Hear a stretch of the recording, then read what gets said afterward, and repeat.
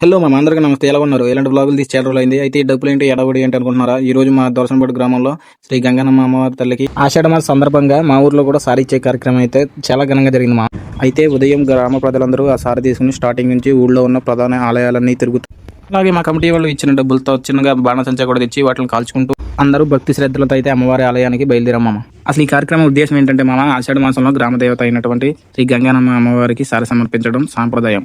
అయితే ఇలా గ్రామ ప్రజలందరూ ఏకతాటై అమ్మవారికి ఇలా సారి సమర్పిస్తే అమ్మవారి గ్రామ ప్రజలందరినీ సుఖ సంతోషాలతో చూసిందని ఒక నమ్మకంతో ఈ కార్యక్రమం చేస్తారు.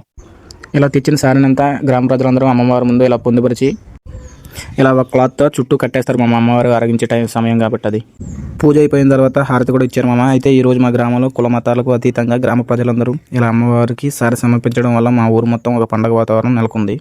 ఇంక నుంచి మన వీడియోలు రెగ్యులర్గా వస్తూ ఉంటాయి. ఫాలో చేసి పెట్టుకోండి. ఉంటా బాయ్.